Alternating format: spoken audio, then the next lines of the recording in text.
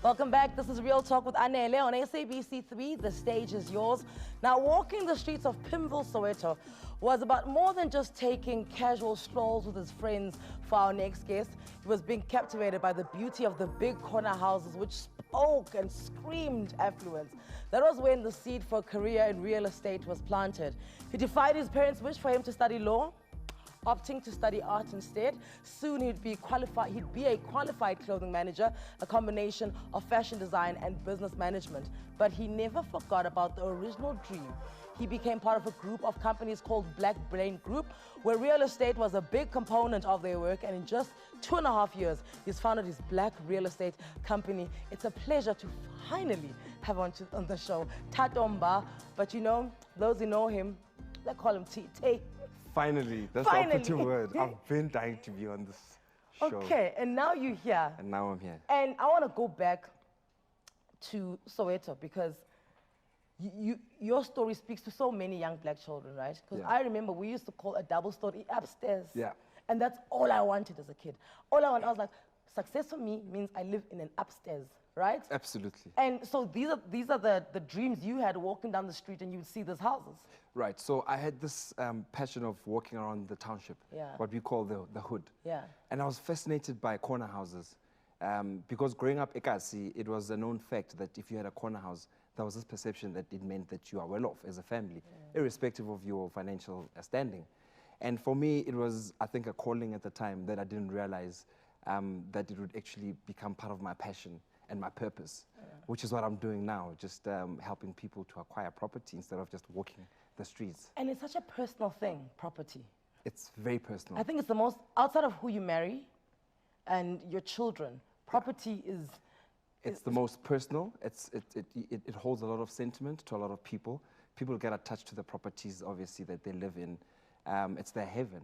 And I get to have access to this personal space. It's incredible.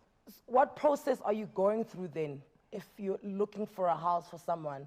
You know, are you almost like the psychologist? You know, you end up becoming one. Yeah. Because remember, the reason why people buy homes is either because they want to upgrade or to downgrade. Those are the reasons. So and that is a very big emotional step. Someone is getting married, they need a bigger space, or someone is getting divorced, they need to get rid of the current space. So you get involved in people's emotional spaces and what they're going through, and you have to be there for them beyond the sale. So for example, if someone is going through a divorce, you gotta be very sensitive to the fact that the two parties are no longer together and treat it with as much respect as you would people that are getting married, for example. So it's a very emotionally challenging... It draws you in. How do you keep yourself pure? My business is based on 3 values: God, family, then business. Those are the three things that keep me going. So I know that I put God in front of everything. And then because I'm a family man, I'm more compassionate when it comes to my clients. I think that's the secret of my success, is the fact that I actually get involved with my clients. It's not even about the sale. It's about the relationship. Have you always been like that? I think I've always been like this. I think God has blessed me with this gift of people. And that is my purpose. Yeah. And through this purpose and passion, I've got a profession. Okay, so let's talk about God, right? Yeah. You suffered a big scare when you got meningitis. Absolutely. You know, some people don't live when they get meningitis. Absolutely. You get meningitis on Thursday, Saturday, you're gone, right? Yeah. So did you feel like you were looking at him in the eye when that happened? Because this is prior to you getting into property, right? This is the reason why I got into property. Okay. So meningitis got me into property. You know, when the doctor came and he delivered the news that I've been diagnosed with meningitis, I remember my daughter Tato was actually standing across with my wife, and they were told to move away from me because this thing is airborne. Now you can imagine the anxiety that I was going through of being separated from my wife and my daughter, because now everyone that had to come and visit me had to wear masks. It was probably the best 7 days of my life because it taught me to understand myself. I found myself. I always tell people, find yourself. Everything else can be Googled. How do you find yourself?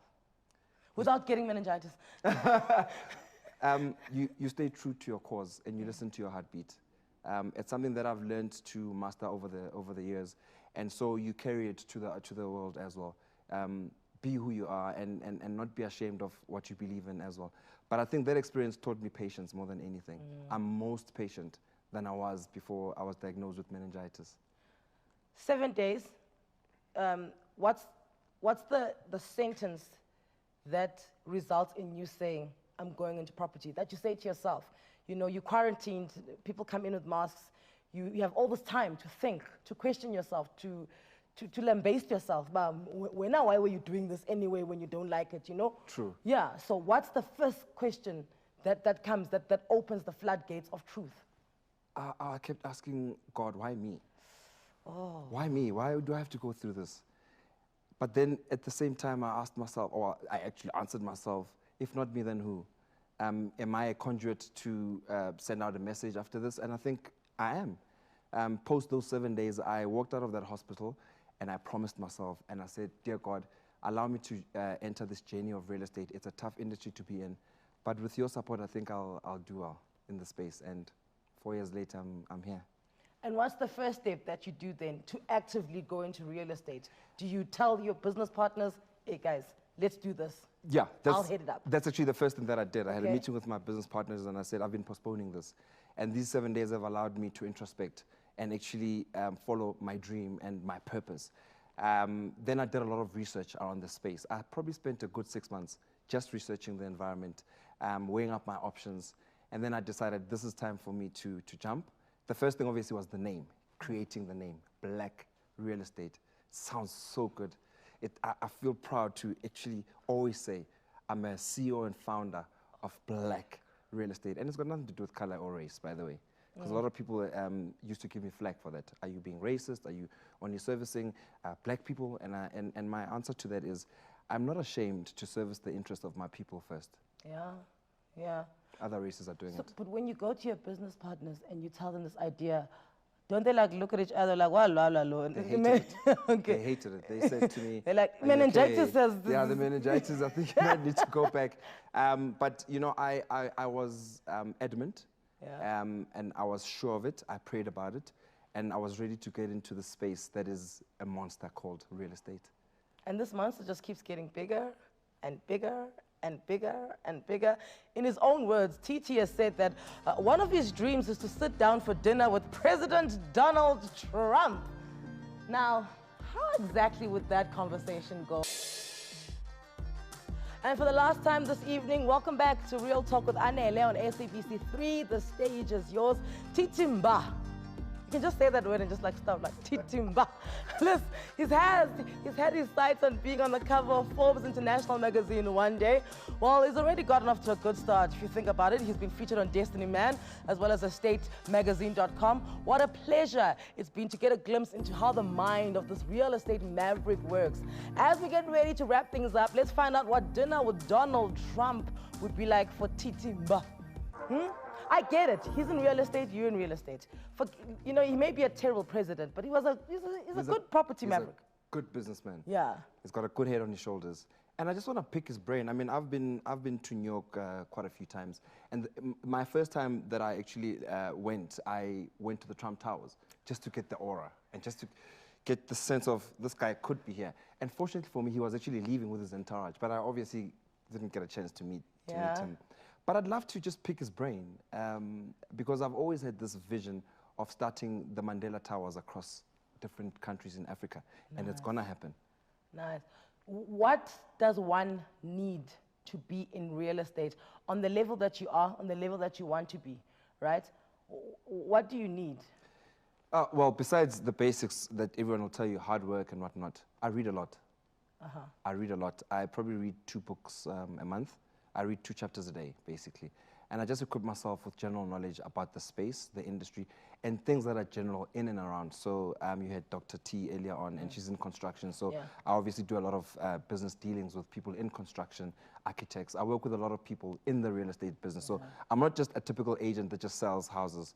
I actually get to work with different industry players who are experts in real estate. And that keeps me going. Yeah.